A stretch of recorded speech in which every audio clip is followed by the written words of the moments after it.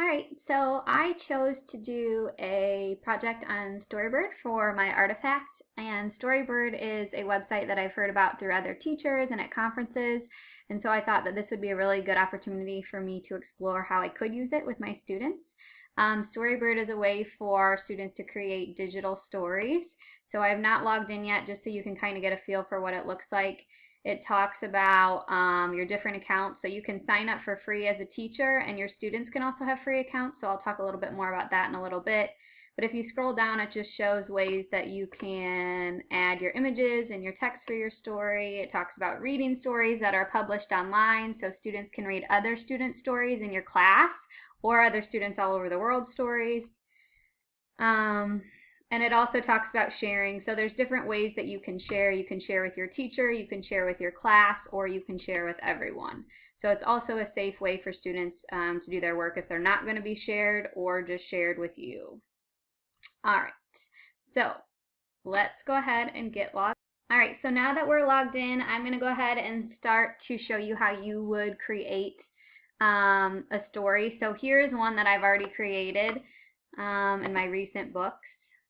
And now I teach kindergarten, so I tried to choose a story that would make sense for a kindergartner to make and what I would kind of expect from them. So to start, we scroll down, it talks about different options. So it talks about if I can make my story public or private. And in the student account, you can choose if you want to share it with just your teacher, your class, or with everyone. You can edit your story, you can look at your story after it's been published, so this story's already been published, and then you can also buy your story. So after your story is made, you can choose a hardcover book, you can choose a softcover book, or you can choose a digital download. So this is just a colored PDF that you can print out. It costs a little bit, but I found that this story that I made, I just printed out on regular printer paper, and there's different things on the sidebars and things like that, but if you really wanted to print it out, that would be sufficient. But I find since this is kind of a digital book, I think it's cooler to keep it as a digital story. So I wouldn't really worry about trying to print these out. All right, so let's talk about how we can create our story. So when your students log in or you log in, the first thing that you're going to do is choose your artwork.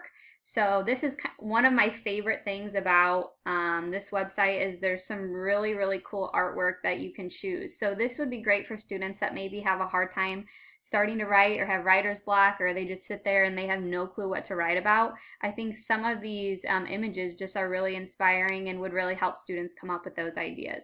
So first you're going to start by picking a picture. And if you look, it has some other options, but you're going to start by just picking one. After you pick a picture that you want to start with, you can choose a long form book, which has multiple chapters, a picture book, or a poem. So for me, I'm going to go ahead and start with a picture book. Like I said, since I teach kindergarten, I would just expect a sentence basically on every page. If you taught older grades, you could definitely do chapter books. My past year teaching, I definitely had a few kindergartners that I could require chapter books, so this is a really great way to kind of accommodate for those diverse learners, whether they're really, really early learning or advanced learning for your grade level. You could require different types of stories, whether it be picture books or chapter books. All right, so after you add your picture, it brings you to the first page. You can go to the cover and you can add a cover. Now there's premium styles that you can change in the format, which are down here, or you can just do the classic, which is what I'm going to start off with. So it shows our pictures. Here would be our cover. I might title the story The Birthday Party.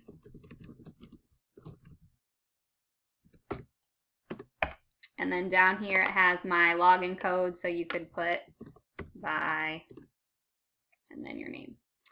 All right, so after you add the cover, you have all the individual pages where you can click and add in your sentence, whatever it may be. You can add more pages by the plus sign. That's right over on the outside of the screen, but you can add a plus sign. You can add as many pages as you want. And then when you're done, you would go to the save and the exit button down here. and then it's going to give you different options. So it says my story's finished, I want to publish it. I can publish it privately, which means only the teacher account is going to be able to see it and anybody that you share the link with, or you could share it publicly, and then it's going to appear for everyone in the Storybird world to see. So it's kind of your choice. And then you can publish. And then it gives you the options if you want to buy. You can ask, it'll email and ask your friends and family to buy. Or otherwise, the main thing that I see that I could use this for is, I don't have any student accounts in here now, but it'll allow your teacher to see this once it's finished. So you can share it with the link and your teacher can see it. So that's basically the way that I see that I would be using it. All right, so let's kind of talk about why this would be a good tool to use in the classroom. So one thing that I really liked was the different options for accommodating for your students. So it gives you the option of a chapter book or a picture book, which are great ways to kind of differentiate for your learners. And then it also talks about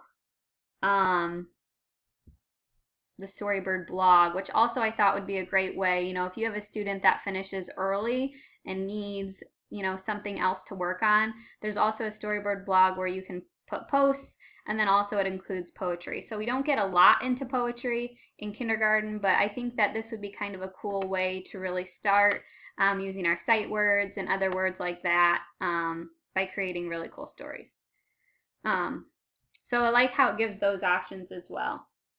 How could I use it in my classroom? I think that this would be great for literacy center time. So this would be definitely something I would want to work on or kind of watch the students as they work.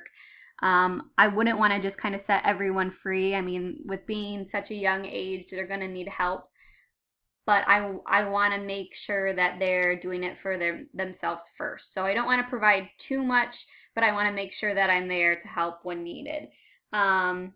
Next question, how does it meet the needs of the diverse learners? I've kind of already talked about it, but I just think this is a great way to allow students to, number one, create for their own, but also at their own level.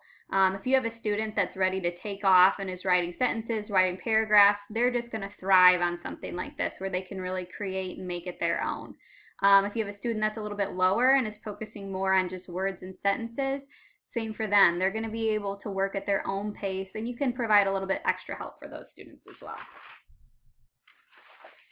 All right, the next part is how it connects to the course. So how does it align with what we've been learning about with our digital tools and technology? So one connection that I made right off the bat was for our PLC groups. We're reading the story Teaching Digital Natives, and the part that I'm at right now is where he's really starting to talk about the importance of partnering with your students and kind of letting go of your authoritative figure. So allowing your students to kind of explore and navigate for themselves, and you just be there for guidance.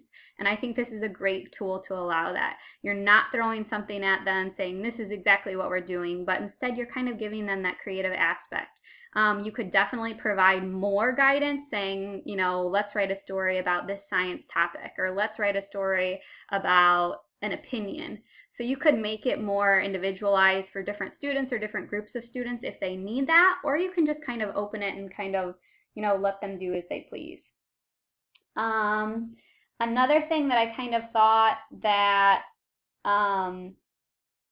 was a good question was if that this student or this artifact is beyond a cool fad or a fun tool. And I think that it is. I think that it has those aspects of fun and cool for the students, but I don't think it's just a fad. Digital literacy is something that's changing and it's becoming more innovative, and especially at younger age levels.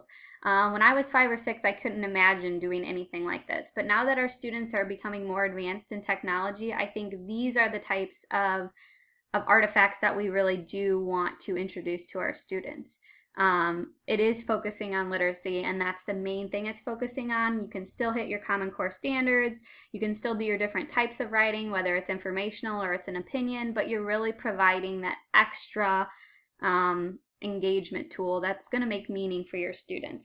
I also think this kind of connected with the article on multimodal composition and Common Core standards by Dalton that was for week 2, where he said, you can do what you normally do, but just add something extra that provides that engaging activity. So let's say you're doing a science project on weather. Okay, this would be a great way. Your students do your research on weather, you do your lessons on weather, and then you allow your students to take what they've learned and create a project or create a story about weather on this. So I think that's something that is a really, really great way to allow your students to show what they've learned in a way that's